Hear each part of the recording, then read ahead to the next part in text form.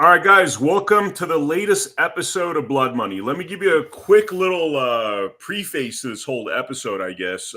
We've done episodes prior to this about how American businesses are treated within China. There was actually a whistleblower episode we did a while back, about 4 or 5 months ago, where we learned through this whistleblower that if you're doing business with China in China, essentially, our citizens are treated very badly by the Chinese government and the Chinese court. So let's say you have a problem within China, Chinese factory rips you off and you sue them within China. They drag it out. They make it impossible for you to ever prevail in their courts. It's literally a waste of time, money. It's too political. They will simply not side with Americans. On the inverse of that, if you're doing business over here with Chinese business people, our courts, apparently, according to this expose we did, they have preference toward Chinese citizens. So you're in a situation here where, as an American citizen, you're screwed if you do business over there. You're screwed if you do business over here with the Chinese, because our courts do not provide preference for American citizens. And in fact, they side with a lot of the Chinese business people. Now, the reason why I brought this gentleman on, Mr. Dennis, is because I've actually heard about this amazing tire technology that was pioneered by a gentleman named Sammy in Las Vegas. I heard about it a few years ago, met with him because he wanted some media work done. And he explained to me why this tire technology was so great. And he was going to make $1 gazillion. He had the patent and he was ordering tires from China. And then we don't talk for a long while.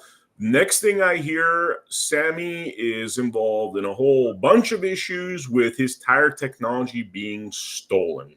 And so Dennis is here. He's one of Sammy's partners, the pioneer of this tire technology. And he's here to really explain what happened to us. So Dennis, I'm going to pass the mic to you. Tell us who you are, what you do, how you got involved in this mess, and what is going on. All right, you want me to start from the very beginning, Vaughn, and kind of tell the whole story, like I told you the other day, and just like. Well, yes. What I want you to do, give us the real quick broad strokes, cliff notes of where you are right now, and then backtrack and tell us how this all started. Okay, where we are right now, kind of cliff notes, is the Chinese manufacturer was manufacturing our tire has stopped selling us the tire that we developed, and has joined another American.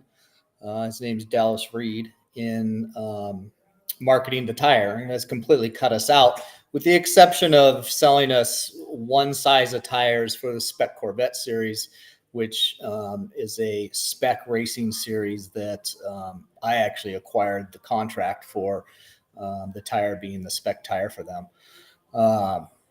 So that's kind of where we're at right now. And then, I could back up and kind of. Okay.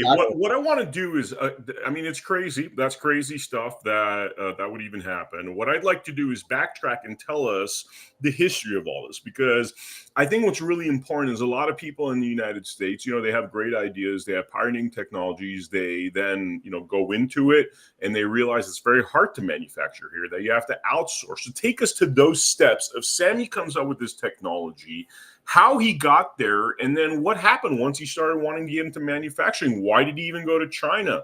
What was his expectations? Why did it go wrong? And also, what are they saying? What's their reason for doing this to Sammy? Right. Well, Sammy's been around motorsports for longer than I have. I've been in at least automobile motorsports. And I've been racing in some form for 20 years, but about 10 years in cars. 10 years before that in karts. And Sammy he's just got a very entrepreneurial, innovative spirit.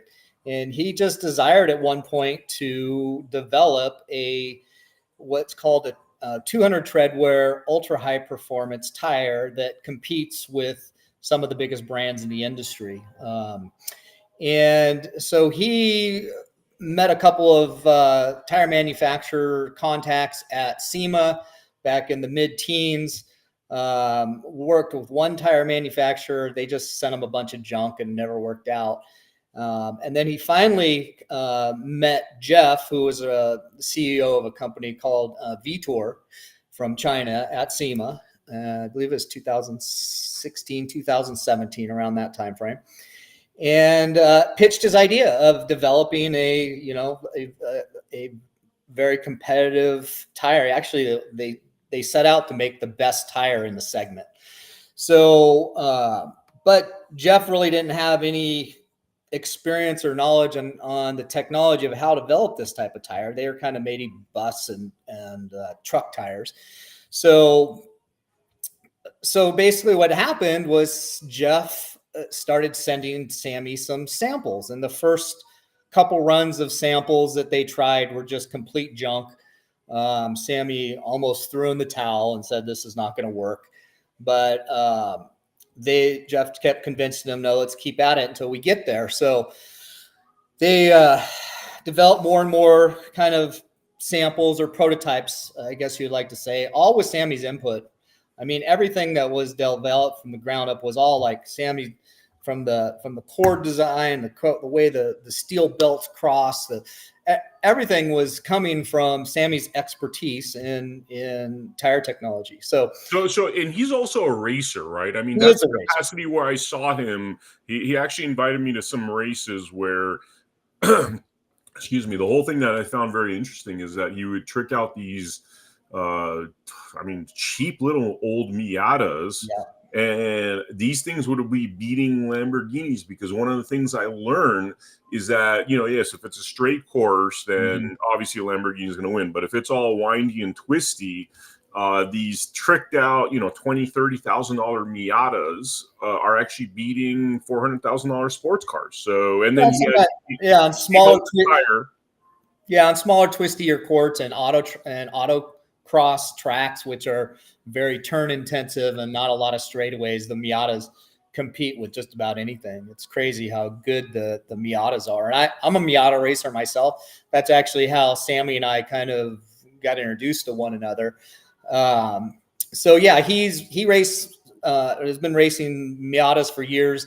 In fact, his racing background kind of ties into this story a little bit, because he had an issue with SSCA back in, I think it's 2016, 2017 timeframe, where they accused him of breaking some rules. He kind of went back and said that he hadn't broken rules. And anyways, it got really ugly and got personal. And the people at SSCA basically banned Sammy from the SSCA. I have to ask this question because I know that this whole controversy's been used to try to make Sammy look bad, right? Which, look, even if you're a bank robber, somebody stealing your patent, there's no, just because you've done something bad in another realm doesn't mean that you could have your intellectual property stolen, right? But what I've heard is two versions of this story, which is that people are accusing Sammy of cheating, but I've also heard the version of the story where he actually wasn't cheating. He was working within the rules, but nonetheless, they were upset because he was being successful. Tell me what your point of view is and what receipts you have on the topic. Well, it's almost comical, because racing is known to people to skirt the gray line of the rules to try to gain any little bit of an advantage, and almost any competitive racer has done it in the past, and sometimes maybe stepped over the rule lines. It's not uncommon. If you go to the NASCAR museum in Charlotte, they literally have a whole section of where people have cheated, got caught cheating, and even to this day, even in professional motorsports, people get caught cheating here and there. What is cheating, though? I need to understand, what do they accuse him of exactly? And tell me, in your point of view, tell me the pro-cheating argument and the anti-cheating argument. Tell me both sides. It had to do with control arms, and they accused him basically of manufacturing control arms and that looked just like the stock arms, that allowed him to get more front camber out of the tires. And the camber is when tires are, this is a zero camber. What's a control arm? So a control arm is part of the suspension that connects the wheel to the pivot points. So the control arm this is a layman's question. I'm sorry, because I don't understand any of the rules of how this stuff works. it would seem as though getting, cool kind of suspension, unless you're doing like rocket fuel or something that's not customary on cars, would be permissible, right? I mean, how much could you cheat with suspension? Well, there's a lot of every class has a set of rules. And it's one of the things in motorsports. It's kind of crazy. The rules get so diluted over time, because what ends up happening is they find somebody that did something that's on the gray line or just a little bit over the rules, and they make a rule to prevent people from doing that. And they, I have a background with a company here in Southern California. They actually developed the racing series that I ran, and the reason they developed it was that they got kicked out of an organization called NASA for life, because they said that they were cheating, but they really were just following the rules. But they got really, really good, and they're winning a bunch of stuff and pissing people off politically. There's an old saying in racing. I believe Christian Horner from F1 is the one that may be credited with saying this, but who knows? It's probably been said for years. It's like, if you want to get really unpopular in motorsports, start winning everything. The first thing that people think of if you start winning a lot is that you must be cheating. So, especially, I mean, just look, I don't have a lot of experience with Sammy, especially, but I did see him race a Lamborghini and win. I'd be pretty pissed off if I spent $500,000 on a car and then got beat up by some kind of $30,000 hoopty. So I don't know if that has anything to do with it, but it's very hard to kind of like, when you're seeing it visually, you're like, wow, these are all tricked out cars, and then you see Sammy's Miata, it looks like, from like 1992, and he's winning. So I mean, that's a pretty optical shocking thing. Yeah, it's definitely it's just a nuance of motorsports. It happens from the grassroots level all the way up to professional level. So the fact that he got banned from SSCA, and there was so much politics surrounding that, and people at SSCA that just really kind of got a bug in their bonnet, and regarding Sammy it's kind of silly. It's really, you look at it, silly stuff. There's plenty of people. There's a gentleman, his name's Andy Hollis. He works for Grassroots Motorsports, and he got caught cheating back in the day with SSCA, and he got banned, and then something happened where he got back into the good graces and now and unbanned. But he got caught doing stuff that was way more egregious than what Sammy caught, and he's now like the big tire tester in the industry for Grassroots Motorsports magazine. It kind of hit. The reason I mentioned his name is he actually kind of ties into this story a little bit, because Sammy knew him, sent him a set of test tires early on in 2022, 23-ish.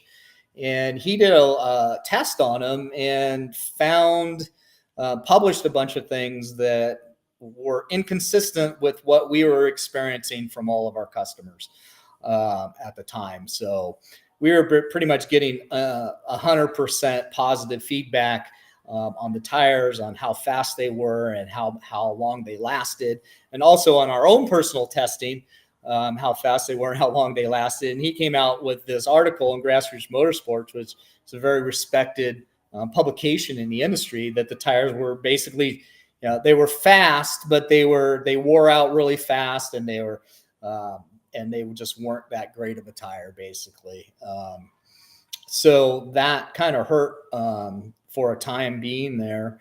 And it was one of the factors that caused, and I'll back that into the story as I go back and tell the whole story, why SSCA in 2024, or at the end of 23, beginning of 24, banned the tire for competition in SSCA. And that doesn't seem like it's a big deal, but for this type of tire in this segment, the 200 treadwear ultra high performance tires, SSCA is the biggest sanctioning body for events that use these type of tires. They're very popular in autocross and also some types of spec racing, just because in racing, one of the most expensive consumable items in racing is tires, and then brakes. Those are the two things that get consumed and have to be used quite often. And the real popular tires that are out there, that although they're fast, they don't typically last that long. So this tire was a little bit of an anomaly. It's one of the reasons I got involved with the business is I tested the tires early on, and they were faster than any other 200 tread bore tire that I ever tried. And then they just kept wearing and wearing and wearing and staying fast through their life cycle. And they lasted 4 or 5 times as long as any other tire that I had tried, which is, not that great for a business model. Some people theorize that tire manufacturers do that on purpose, build tires that don't, that are fast, that don't last long. So people have to buy more of them because it is kind of just a segment of the whole tire industry as a whole. It's only people that are really interested in, high performance tires for the road, or they're competing in some events, will actually purchase this type of tire. Amazing. I thought you were going to keep going. All right. So tell me, like this, it sounds like really groundbreaking technology that Sammy, discovered. I mean, what are, I like to kind of be totally transparent with everything on this podcast because people are going to do their research. They're going to find out that Sammy was accused of, cheating, Right. Again, not that you could go murder somebody, right? Doesn't mean that somebody else could steal your technology. That's like it's 2 different categories, So tell me a little bit more about like what is the things they're saying, the reasons why they stole this technology, what's going on right now, how's the sales, where is this right now? Because from what I hear, the tires are selling, it's just selling under somebody else's name and brand. Well, I think what I've given kind of the Cliff Notes versions. What I need to do is kind of back up and tell the whole story. And then we'll get that, which will address the questions that you're posing here. So basically the tire technology is, tires have been around for decades. So what the difference and how tires perform are a combination of a couple things. One is the way the steel bands that are used to make the tire, the angles that they're at, how many of them there are, where they are, the stiffness of the sidewall, how the size of the sidewall. Size of the sidewall is really not a big deal because different size tires have different size sidewalls, so that's not a huge deal. But the stiffness of the sidewall is a big deal. And then also the compound of the tire, what rubbers are used and how they're mixed together. It's not just like they use one type of rubber. There's usually, synthetic rubbers and how those are mixed together. And that's all ties into the technology of a tire, what makes a tire good or bad, basically. And then also there's other things like the molds that are used and the tread pattern, how the tread patterns are implemented on the tire. So there's a lot of different things like that. And so go back to the kind of the original starting point of my story when Sammy approached Jeff from Vetour and they started developing this tire. That all those things, Sammy had input in the prototypes of building this tire. And, I met Sammy back in 2021-ish. And I just met him through a mutual friend from racing. And we kind of developed a friendship and camaraderie and started talking on a fairly regular basis. And he started telling me about these tires. And so I actually tested the predecessor of the current tire, which is called the P1, which was called the Enzo. And that was probably in 2022, mid 2022-ish. I was kind of helping organize the racing group that I was in, kind of the point man to the event organizers, kind of the intermediate between our racing group and the organizers. So I had a little bit of credibility. I was kind of a big fish in a small pond, if you want to say. So Sammy and I also had some input on the spec tire that would be used for our series. So I started testing the Enzo as a potential spec tire for our series, and it was a good tire, but it wasn't like a standout great tire. I had driven on other tires that had similar performance characteristics to the Enzo. So, Sammy kept working on me and saying, we're coming out with the next version here soon. I want you to test that and see how you like that. So I tested that tire at the end of 2022, and it was the most amazing 200 treadwear tire that I'd ever driven on. It actually outperformed 100 treadwear tires, which are kind of like a slick. They call those semi-slicks. They're DOT slicks that have just 2 grooves on them, and they're really developed for just motorsports applications. Not even though they are technically a DOT tire, nobody usually uses those for their, on the street per se. By the way, I want to throw in something about Sammy here, just to illustrate Sammy's kind of character and personality for people that don't know him. I mean, for the brief occasions where I've hung out with him, literally 100% of the time, and I'm not joking, 100% of the time, the man talks about racing. He is so in love with cars and racing. I felt like, when you're little kids and, boys discover cars and all they could talk about is cars. He never grew out of that stage. Never grew out of it, dude. He went for, I remember one time I went to watch the races that day when I was telling you he was racing the Lamborghinis and stuff. Right.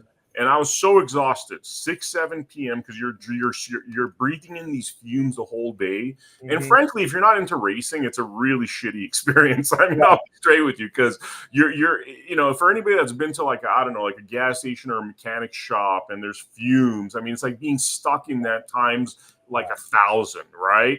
And I felt like crap because all I'm breathing in is crap the whole day. Yeah. And Sammy decided to skip dinner so he could go go-kart racing. Yeah. And I was just like, dude, I'm going to kill myself if I see another car, okay? Like, I'm out. I'm going back to the hotel. But that's Sammy. I got to appreciate a man with passion. And obviously he's passionate, and that's how, people that are very tunnel vision are the ones that invent those kind of cool things. Yeah. He's very passionate about motorsports. So he got some samples of that P1, the latest generation of the tire that has become so popular, at the end of 2022. I tested that tire, went faster on it, liked it better than any 200 treadwear tire I had ever driven on. And I'm like, okay, maybe there's something here. And then in all of the 2023 season, I loaned those tires out to people that were in our race series just to test them out. And every single person that tested them, like, these tires are amazing. Where could I buy them? And I had to tell them, well, they're not really available yet. This is a prototype, but they will be shortly.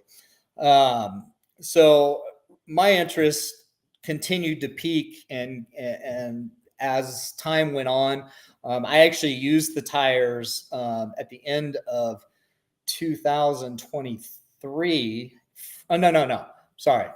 2024, at the beginning of 2024. So had to use those tires for the first time in 2022 at a track called Willow Springs, which is a very popular track here. It's actually the oldest road course in America. It's up by Lancaster in Roselawn, California.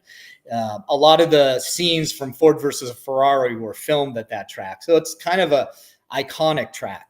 So that first time I used the tires, I did a lap time in a Miata of a 132, mid 132, something like that. Faster than I had gone on any other tire ever. And so then I loaned the tires out. They had a ton of use on them for all of 23. The beginning of 2024, I took that same set of tires and went out and raced at Willow Springs on that same set of tires and set the exact same lap time that I did when they were brand new the first time I used them. So at that point, I'm like, all right, I'm in. Like, this tire is as soon as people become aware of how good this tire is, how long it lasts, and how good it stays over time, and how consistent it is, and how good the feedback is, this tire is going to become the best tire and the most popular tire in the industry.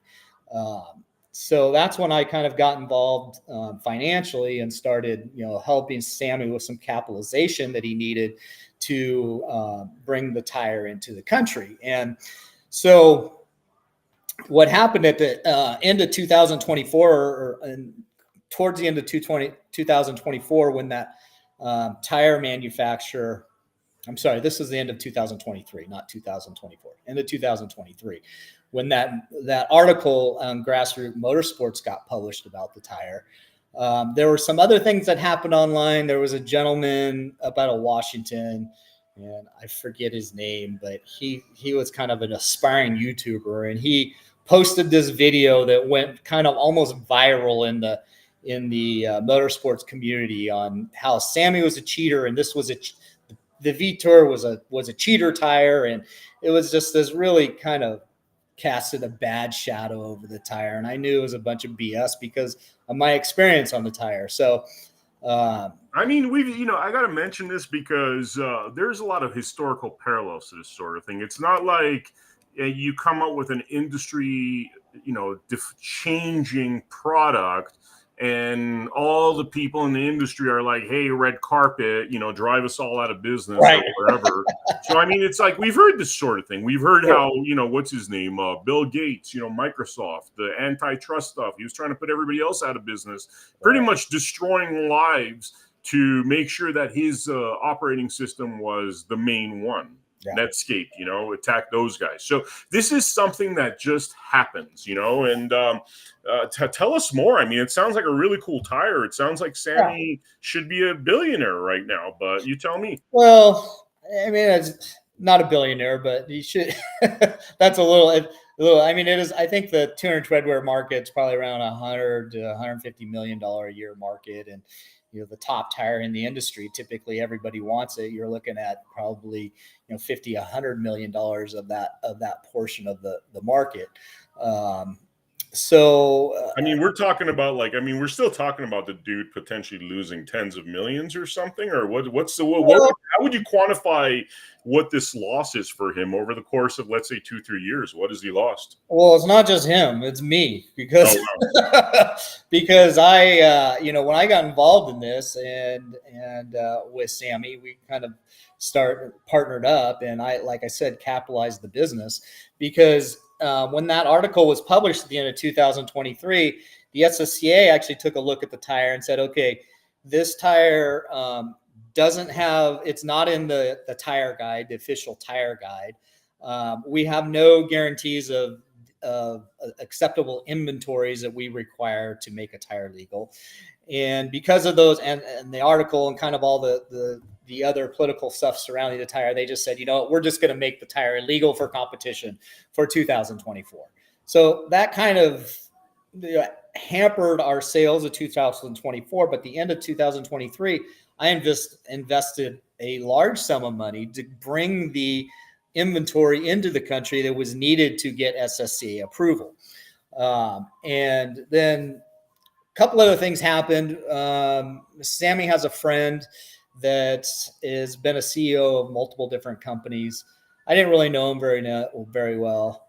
His name's Robert Dupree, and he wanted to help us. He didn't ask for anything. He's a motorsports junkie too. In fact, that Lamborghini that you're referring to that you saw Sammy win a autocross on, it actually belongs to Robert Dupree.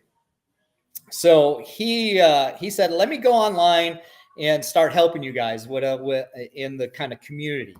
And he's like, just give me a title, and I'll, it's nothing official. And we said, okay, we don't care what your title is. Say you're the CEO, whatever. We don't care. If you want to go out and help us, online. So he went online and basically declared himself as the CEO, started a personal Facebook group, and started kind of marketing that and kind of debunking some of these accusations that had come about.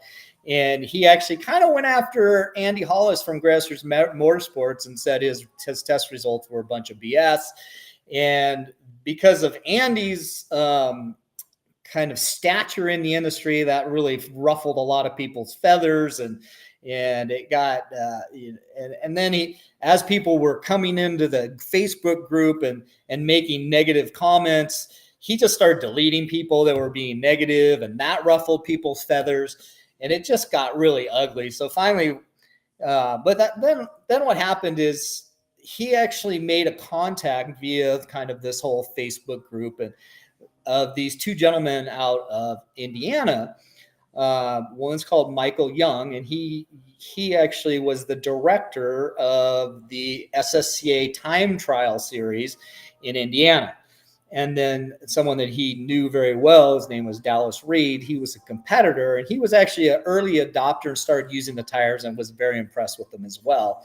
So they came out to an event in Las Vegas, and Robert Free met with them, and everything went really well, and they loved the tires and blah blah. And so after that, they sold us on the idea of when Yokohama, the AO52, which is also one of the top tier tires in this segment, came into the market. They were actually not, they were made illegal by SSCA too. And one of the things that they did was they did a contingency program in the Indianapolis SSCA time trial series, which a contingency program is if you place in certain levels on your class, you get either free tires or discounted tires. So he convinced us to, try that as well, and to help politically with the SSCA to get the tires legal at the end of 2024 for 2025. So we did that. We spent a lot of money doing that, and we collaborated with Dallas and Michael Young. And Michael Young, he had run this SSCA Indianapolis time trial events for quite a few years. So he had a lot of political connections within the SSCA, who was also headquartered in Indianapolis. And they basically proposed to help us politically with SSCA and the whole issue with Sammy and all that stuff. So we kind of brought them on board. There were many discussions about them kind of partnering with at the business. At the time, they didn't want to put any skin in the game, though. They just wanted to have percentages of the business with basically just doing certain things. And anyways, we never came to an agreement that seemed like it was equitable. So time goes on. Jeff, the manufacturer from China, Dallas and Michael Young from the Indianapolis region, they invite Jeff to come out to one of their events that we have supplied contingent tires for. So this was in June of 2024. And I went to that event also. And we all kind of strategized on how to work politically with the SSCA to get this tire approved and to kind of put all this stuff behind us. Going back to the Robert Dupree thing, when he ruffled everybody's feathers online, we basically said, okay, Robert, you're not really an employee. And at this point, it seems like maybe you're hurting more than you're helping. So why don't you just back away and let us kind of take that over. So we did. Kind of simmered down a little bit online. More and more people were trying the tires, and we were getting more and more positive reviews.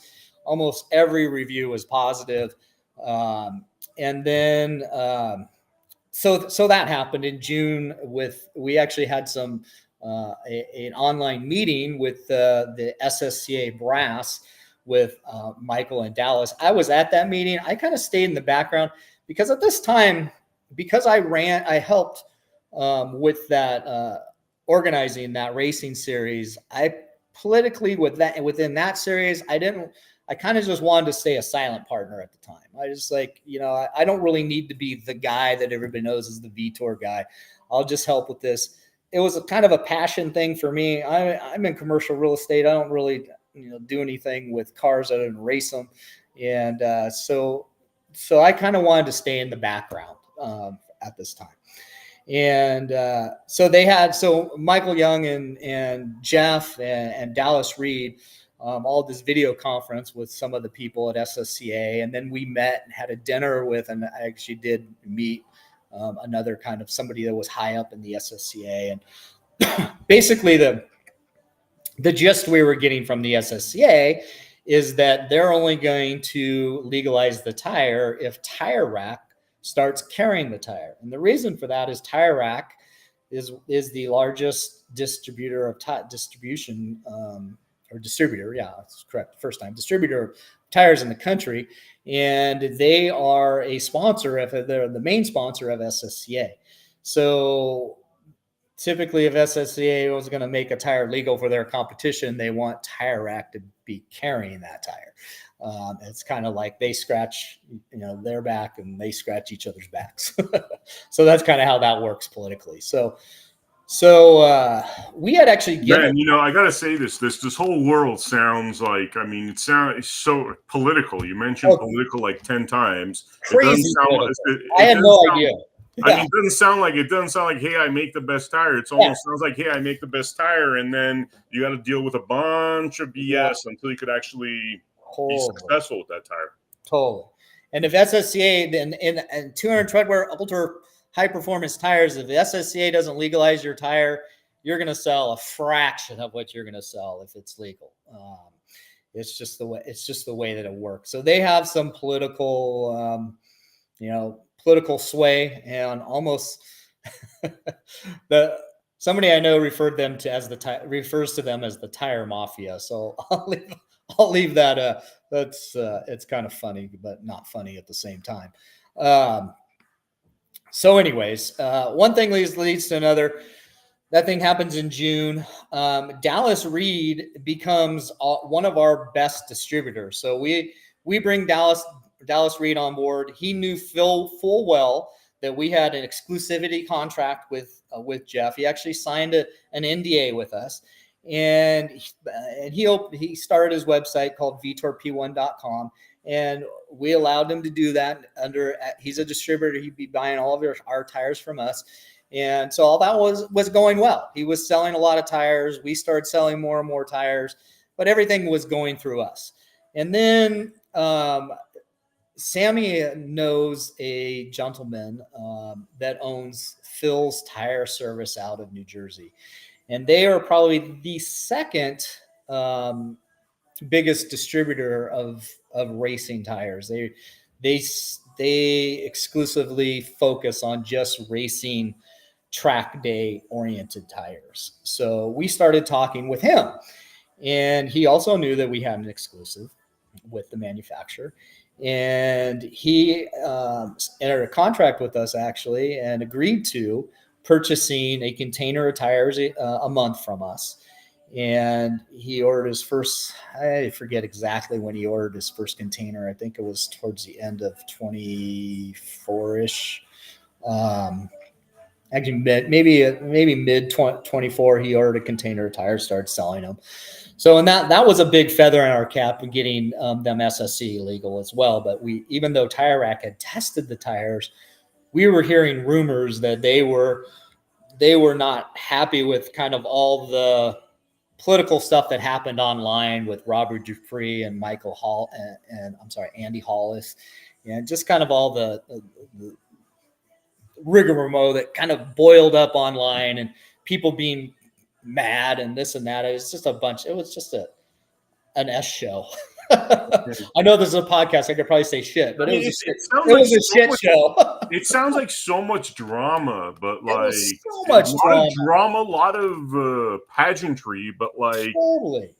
Legality wise, I still don't understand why Sammy's having his technology robbed. Yeah. So, there's no really legality wise through this development process that he went through with the tire manufacturer. They signed 3 different exclusivity agreements that stated not only it didn't just state that that's the exclusivity on the P1 tire, it stated exclusivity on all of VTOR performance tires sold in all of the Americas, not just the United States, and all of South and North America. We would be the exclusive distributor, and anybody who wanted the tire would have to go through us, and we would kind of distribute them from there and get a cut of all that. And Sammy never, because VTOR did have to invest quite a bit of money to develop this tire as well. They claim $5 million they invested. So Sammy said, okay, well, just give us the Americas. You can have the rest of the world. Was kind of basically the agreement. And they did sign 3 different exclusivity contracts, which was really the linchpin of what got me involved in the business. Like if it's just a good tire and that like anybody could come along and steal it, like I wasn't interested. Right. So So that's when the money that I invested was highly tied to that agreement. So anyways, going back to kind of the story in 2023, Michael Young and Dallas Reed kind of started making some inroads at the SSCA, and Dallas approached us and Jeff and said, "Hey, I need a title to kind of work within the SSCA political structure to get this tire kind of pushed over the finish line for approval." So he again was one of our best distributors, knew we had an exclusivity deal. We had no reason to believe that he had any ulterior motives at the time. So we're like, give yourself whatever. We're kind of like what we did with Robert Dupree. Give yourself whatever title you want. So he's like, okay, how about marketing director? And we're like, oh, take marketing director. And he talked with Jeff, and Jeff's like, yeah, I'll give you the marketing director title. And so, but as soon as Dallas got that title, we started noticing kind of in September-ish of 2024, we started noticing Jeff acting kind of hostile towards us, and started saying things in the effect that, our team has really put a black eye on the tire in the industry. And I talked to Dallas. I'm like, Dallas, you got to thwart some of this stuff. He's like, well, I'm not going to lie to Jeff, and I'm going to tell him the truth. And I'm like, yeah, but like all this stuff is just, like you said, drama and politics. Like, and I can kind of see like Dallas starting to politically make moves with Jeff. And then what happened in October is we went to place. Jeff started putting a lot of pressure on us to order more tires. And at the time, we hadn't sold out of our tires. So we had met all the demand, the current demand that we were experiencing. And, but Phil's Tire Service was starting to order containers from us, and Dallas had ordered a half a container to that point. He was going to order a full container in October. So we placed a 3-container order with Jeff in October. One was for the Spec Corvette series, the contract that I had landed to be the spec tire. That was our container. One was for Dallas, and one was for Phil, which we had a contract with and negotiated pricing. Well, then I hear Dallas was contacting Phil and because Dallas had behind our back started talking to Jeff, and Jeff shared with him our pricing. So he knew what our pricing was and what we were marketing up to his pricing. So he knew that. And now he's talking to our other distributor and he's starting to share pricing information with him. And I called him up. I'm like, dude, you can't be calling our distributors and sharing pricing information with them. That's just ridiculous. Like, we brought you on board to help with this, but at this point you're not helping, you're hurting us. And he kind of started getting belligerent, and one thing led to another. So then I believe I think Sammy was at SEMA last year, and he posted like a special discount on the tires. And Dallas went into our Facebook group. It wasn't our Facebook group. It was actually Robert Dupree's Facebook group that he was allowing us to use. And Dallas posted something or actually deleted our posting about having this discount, and started talking about minimum pricing. What do they call? I forget. I can't think of the term right now because I've got all this other stuff running through my head. But basically, manufacturers minimum pricing, MMP. So he's like, that you can't do that, and he started dictating to us what we could do with the business. Deleted one of our posts, and Robert saw that, and he's even though he's not involved with this anymore, he's still passionate about motorsports. He's passionate about helping us. He's like, he knew that he had brought Dallas into the fold with us, so he's like, BS. So he actually booted Dallas out of the group, and he knew Jeff. He knew kind of what was going on with Jeff and how Jeff was kind of starting to get hostile towards us. So he booted Jeff out of the group as well.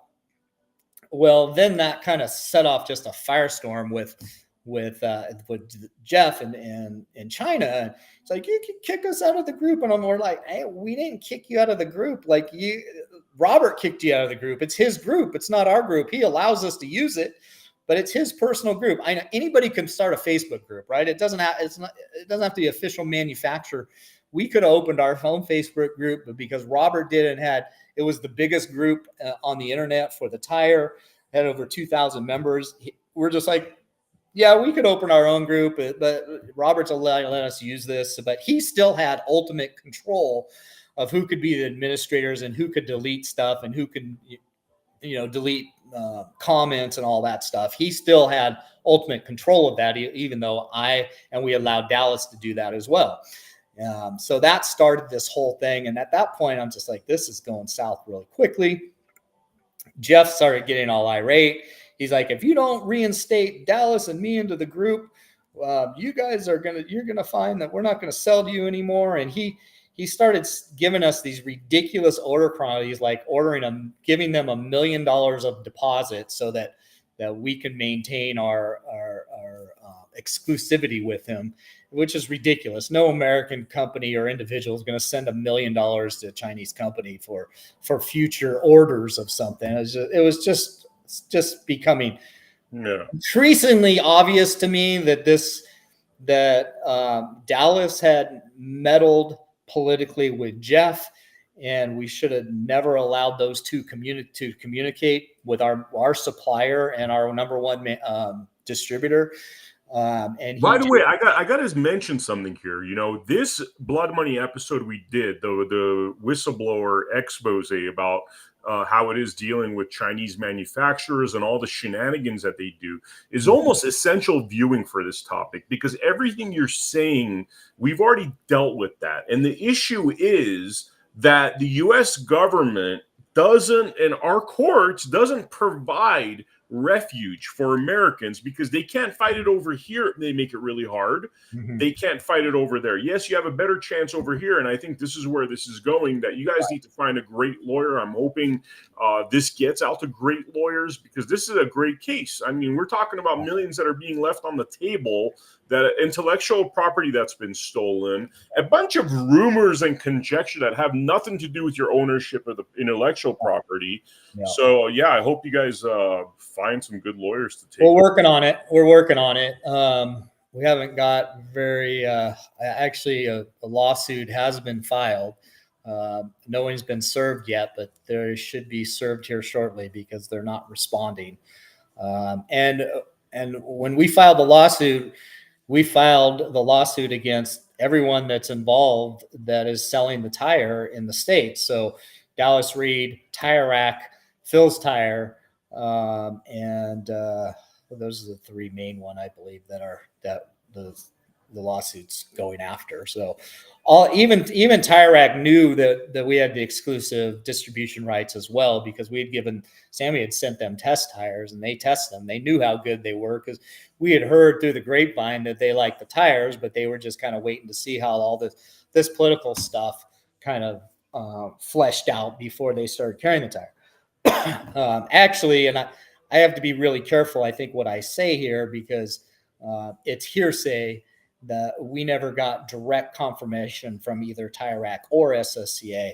But what we heard was that they weren't going to, Jeff actually told us this, Dallas told us this, Michael Young told us this, that both the SSCA and Tire Rack were not going to, SSCA was not going to legalize the tire, and Tire Rack was not going to carry the tire unless America's Vitor Tire, which is Sammy and my company, didn't exist anymore. That was out of business and wasn't distributing the tire anymore.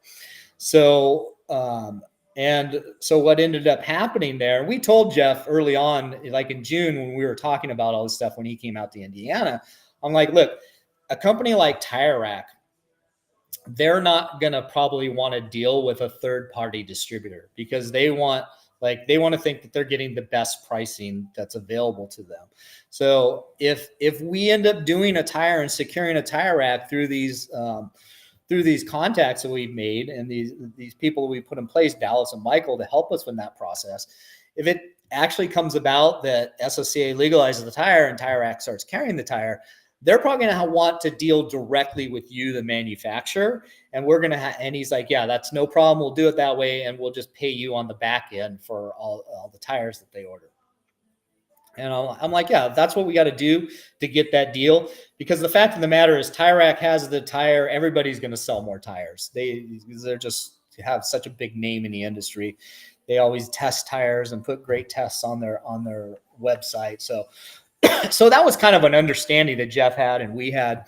And Jeff at the time said, you and Dallas, you and Sammy and Dallas and Michael should develop like a corporation in the United States with the four of you. And I said, yeah, that's a possibility. And we continued those talks with Dallas and Michael. But again, they didn't want to put any skin in the game for the tire to get tires here. They just wanted half of the company for potentially what they could bring to the table. And we're like, no, we've got a ton of money invested in this. And one of the biggest issues with this, with this type of business is cash flow.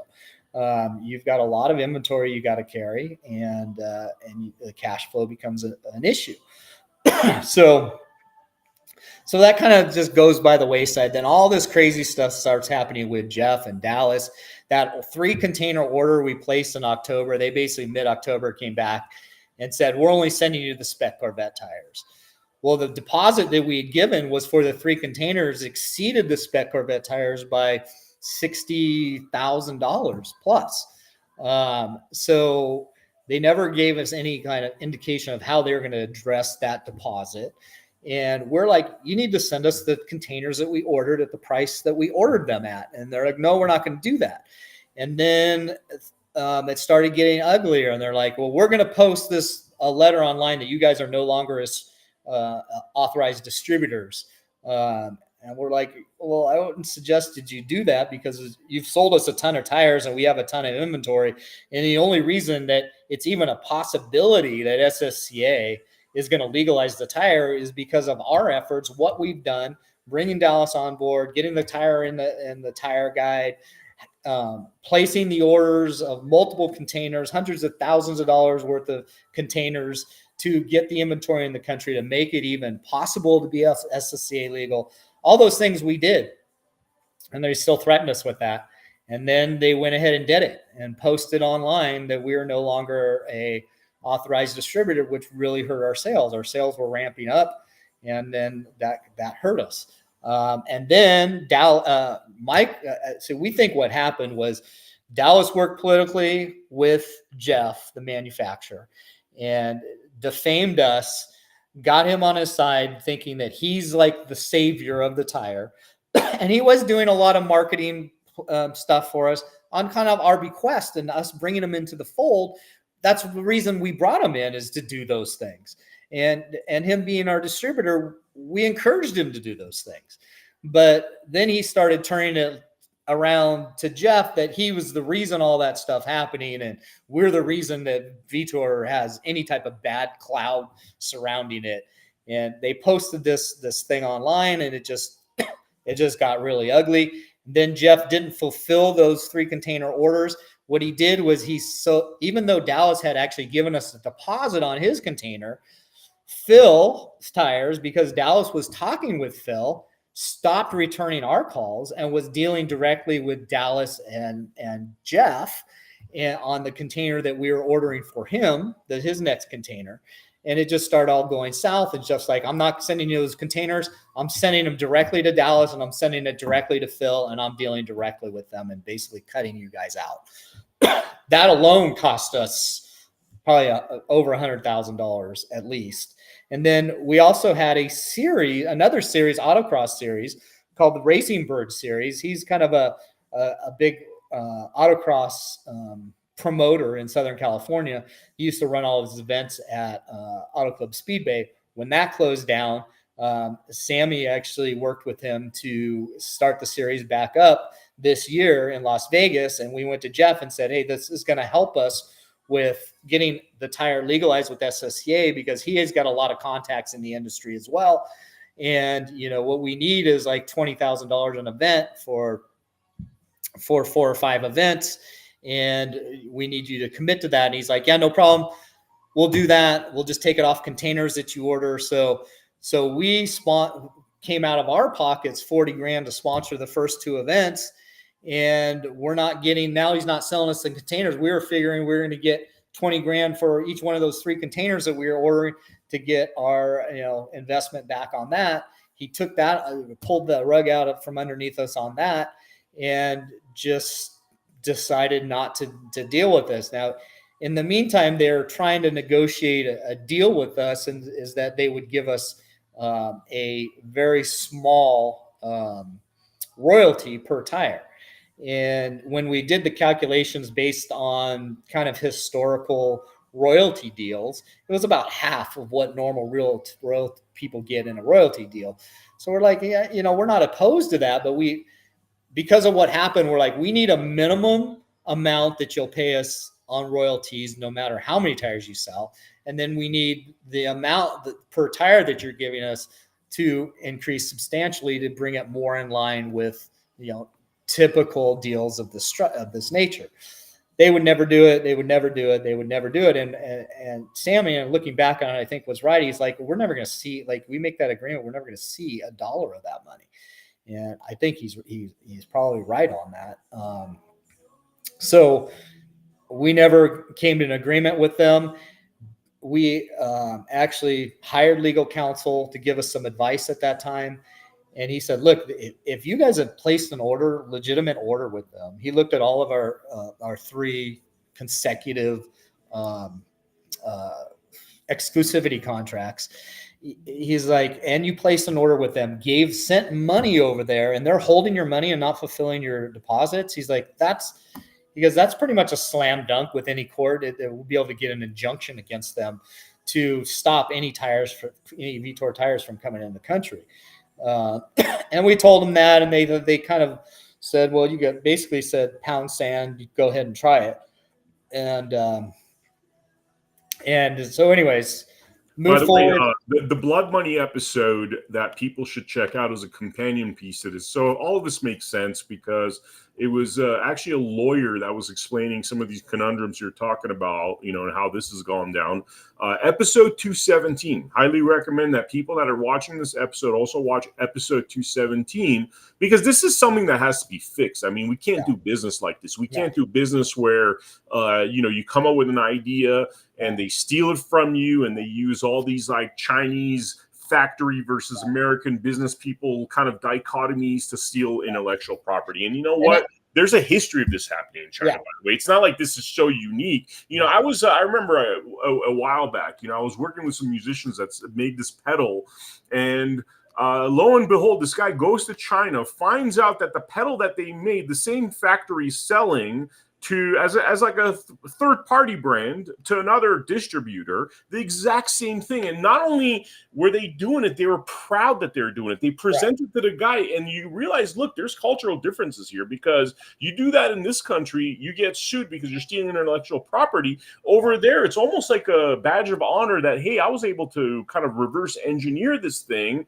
and look at, and they don't think, hey, you're being robbed of millions, Well, what they do also, and to kind of back up on the point you just made, I was aware of that type of thing happening with Chinese businesses, and so I was skeptical of getting involved with a Chinese business, but because of the 7-year relationship that Sammy had with Jeff developing these tires and the consecutive exclusivity contracts that he had, I said, well, maybe this guy's different.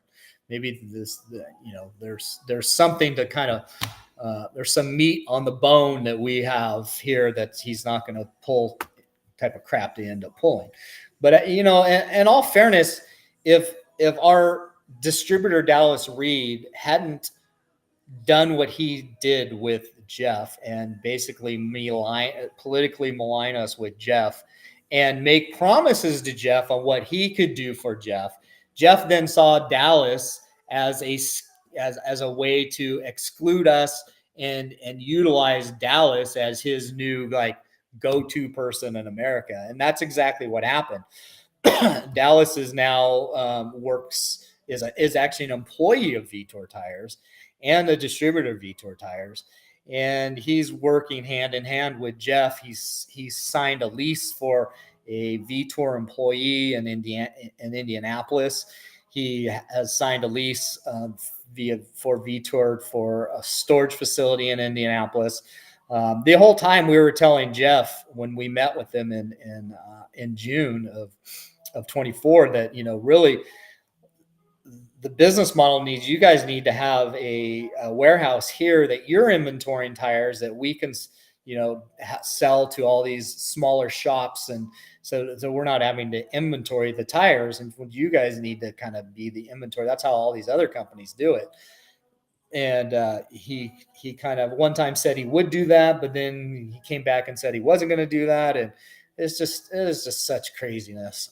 But now looking back on it, on hindsight, Dallas was really the fly in the ointment. And he's really politically, I believe from day one, because when we first started talking with Dallas and they wanted to become a part of the business without putting anything into the company, he revealed to us that he had tried doing this same thing with another manufacturer out of China, then it just never materialized. And he was like, I'm amazed that you guys got this done and that, got this exclusivity contract. When we showed the exclusivity, the three consecutive exclusivity contracts to the lawyer, he's like, you never see this from a Chinese company. I don't know how you got them to sign these, but like you said, they don't seem to care because they know that like recourse is very difficult against them. They'll do whatever. They'll sign whatever they want to sign or tell you whatever they think you want to hear. And then you go out and spend a bunch of money to build the product, and then they screw you.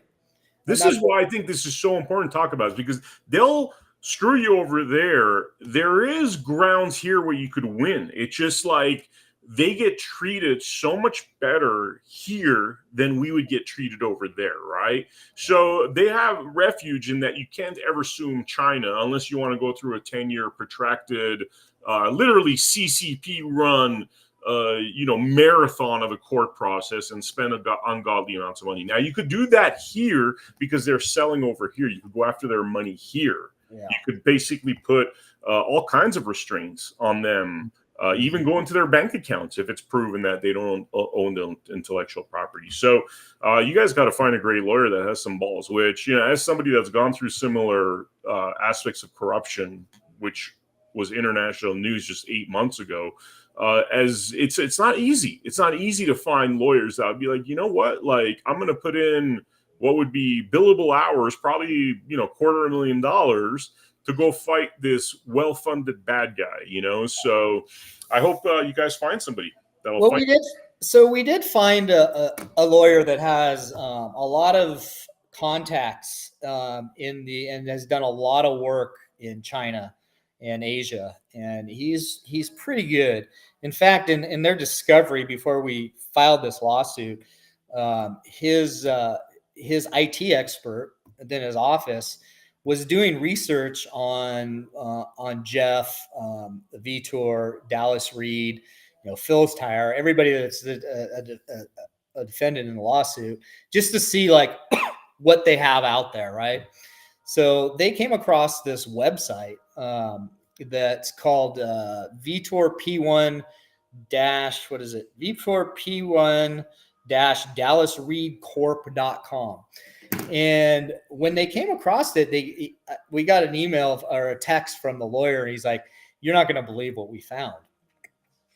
And he's like, "This is something that lawyers only come across maybe once in their whole career." So I'm like, "What the heck is this?" So he's like, "We need to have a meeting tomorrow." So we had this long 2-hour meeting with him, with all the attorneys, and they shared with us what this website had said, and they didn't know who built the website because there's whoever registered the website registered it under secrecy. Like you can't find out who actually built the website. But the IT expert that found it, they're like, this looks like Dallas built this website as kind of a way to ease his conscience and use it as almost like a journal of what he did.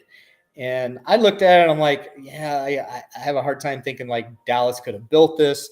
Maybe somebody else that knew kind of this story built it and had something against Dallas and built it. I'm like, I don't know. And the attorney's like, well, we've done all our due diligence to find out if it's who owned it. And I actually called up some people like Robert Dupree and Rob Bird of the Racing Birds company, because when this whole thing went down, we had to cancel the contract with him.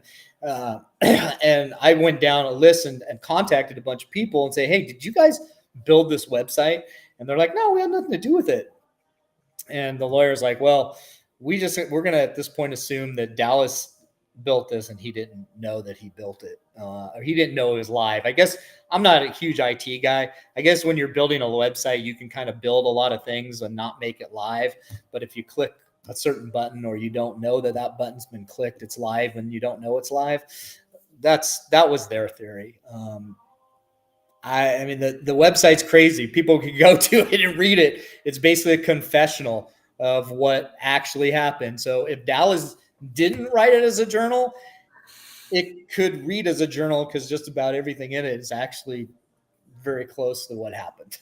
Well, okay, yeah, send that to us, and we'll include it in the descriptions below. Man, this was actually really great information.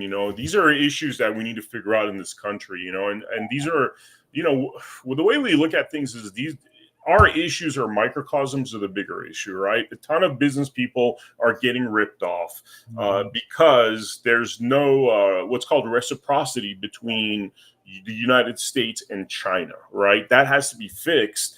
And I hope you guys find the right kind of representation. Is there anything that we haven't talked about that's worth mentioning before we wrap up this episode? No, I mean, we have this lawyer that we've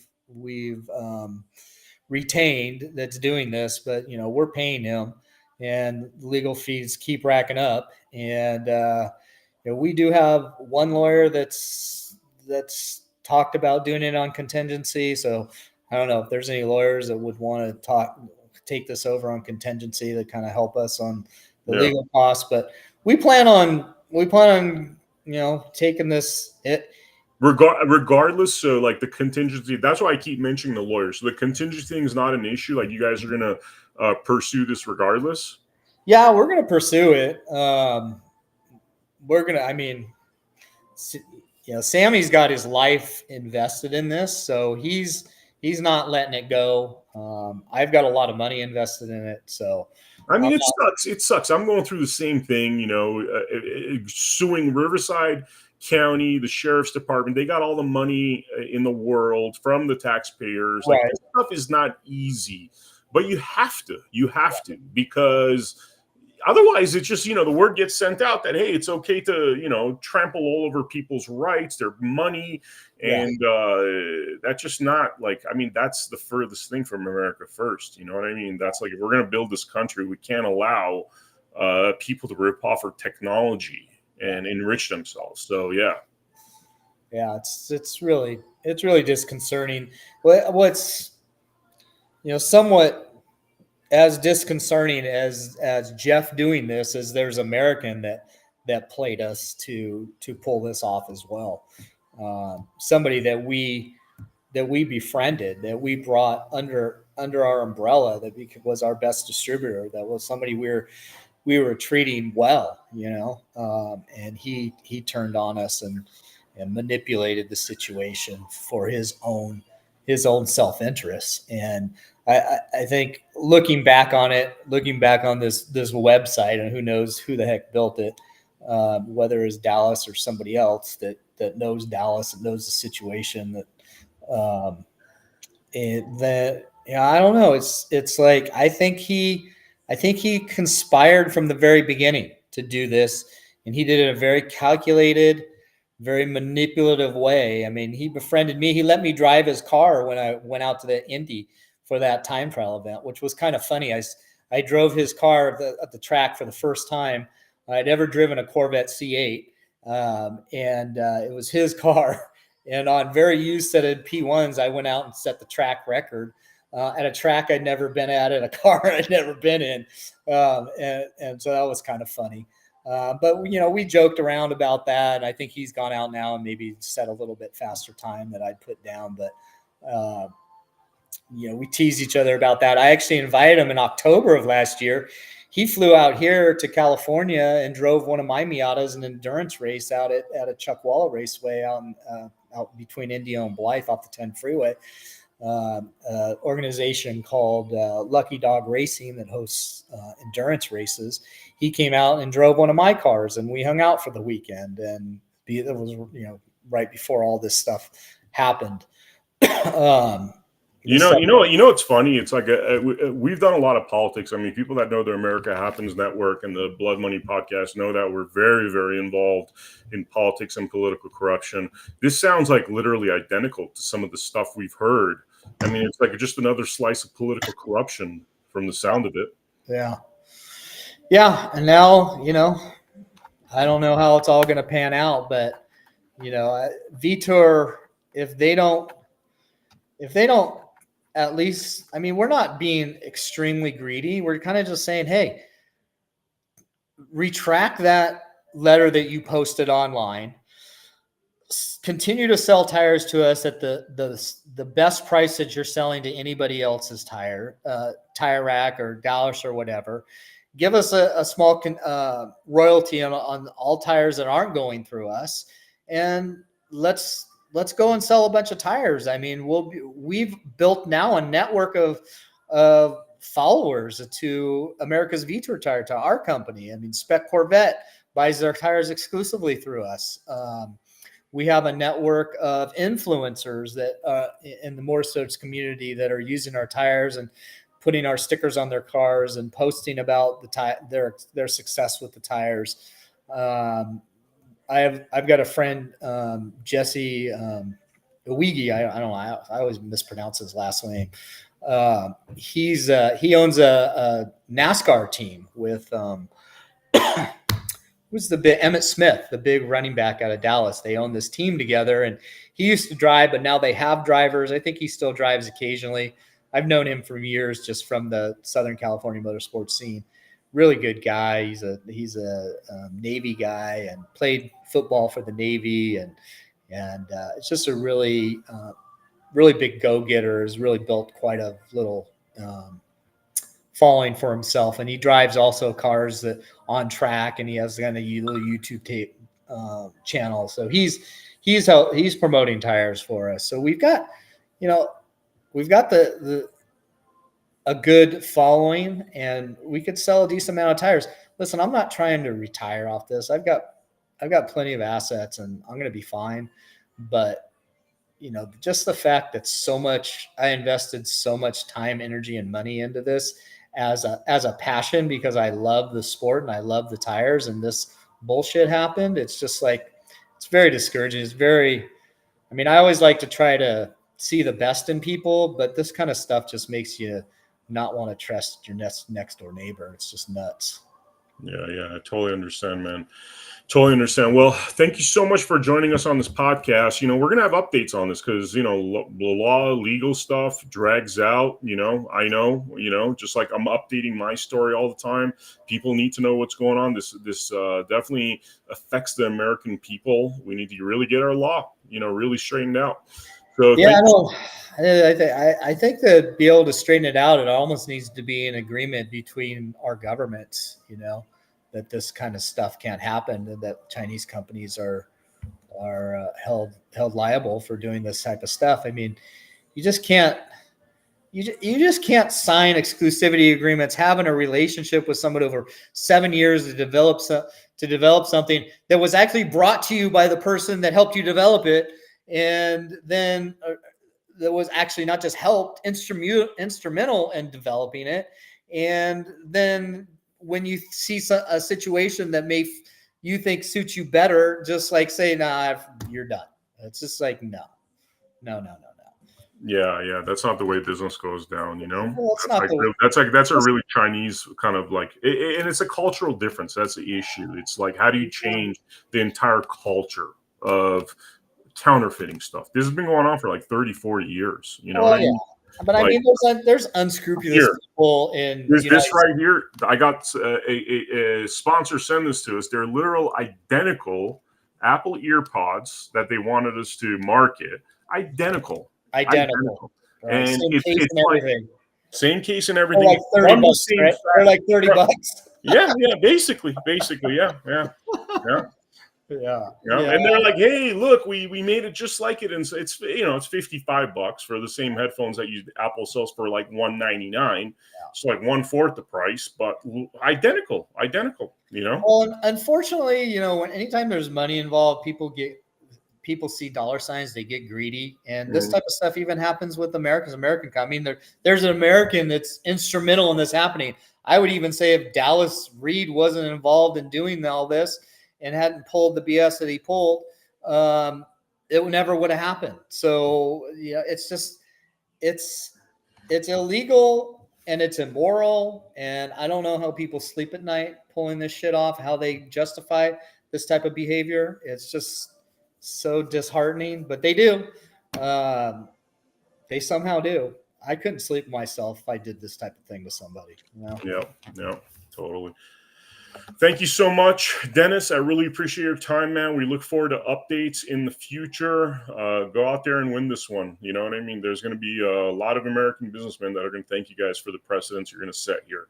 Yeah, and if you know any other podcasters or any other influencers that may see this that want to, help get this story out, I think that's the more outlets that we have that will kind of publicize what's going on with this, may turn attitudes around and may change things. So, all righty.